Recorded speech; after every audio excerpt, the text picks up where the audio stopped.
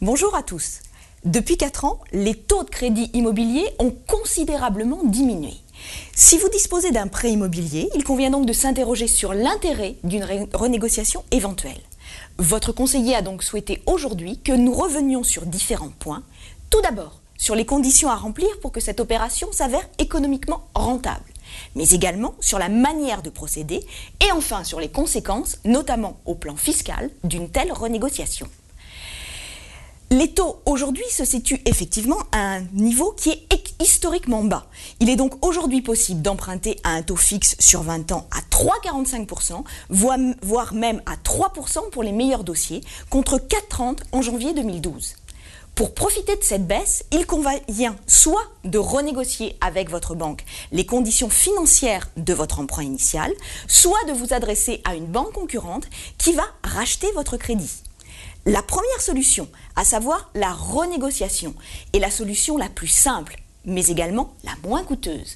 En effet, elle se caractérise par la signature d'un simple avenant au contrat initial qui s'accompagnera de la perception de frais de dossier dont vous pourrez bien entendu négocier le montant.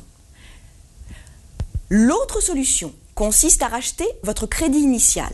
Ce rachat entraîne toutefois des frais supplémentaires. Tout d'abord, des pénalités de remboursement anticipé, qui demeurent toutefois plafonnées à 3% du capital restant dû. Également de nouveaux frais de dossier, qui représentent environ 1% du montant, et aussi des frais liés à la souscription de nouvelles assurances, celles souscrites précédemment devenant caduques en cas de rachat. À ces frais vont pouvoir s'ajouter des frais de mainlevée si le bien immobilier avait été hypothéqué au profit de la première banque. En moyenne, ces frais représentent 0,7% du montant du prêt, ainsi que le coût de l'inscription hypothécaire prise par la nouvelle banque qui représente là encore en moyenne 2%. Par contre, sachez que si vous avez bénéficié d'un cautionnement, celui-ci sera transférable vers la nouvelle banque sans frais. Compte tenu de ces différents éléments, le rachat de votre prêt s'avérera économiquement avantageux si plusieurs conditions se trouvent réunies. Première condition, le rachat doit intervenir au cours des premières années de remboursement. Et en général, pour couvrir les différents frais, il conviendra que la durée restante soit supérieure à la durée écoulée.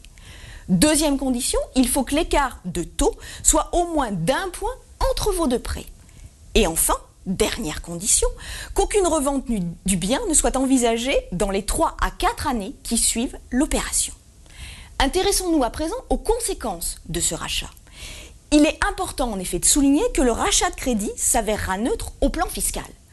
En effet, les intérêts du prêt substitutif pourront eux aussi ouvrir droit à déduction du revenu foncier en présence d'un bien locatif ou à crédit d'impôt au titre de l'acquisition de la résidence principale, si bien entendu vous pouviez prétendre à ces avantages au titre du prêt initial. Seule limite, toutefois, il faut que le montant des intérêts du nouveau prêt n'excède pas ceux qui figuraient sur l'échéancier initial. Dans le cas contraire, les possibilités de déduction ou d'imputation du crédit d'impôt se trouveraient limitées en conséquence. Vous l'avez compris, avant toute renégociation ou rachat de prêt immobilier, une étude préalable s'impose pour déterminer l'intérêt économique d'une telle opération au regard de votre situation spécifique. Alors, n'hésitez pas à revenir avec votre conseiller habituel. À bientôt et merci.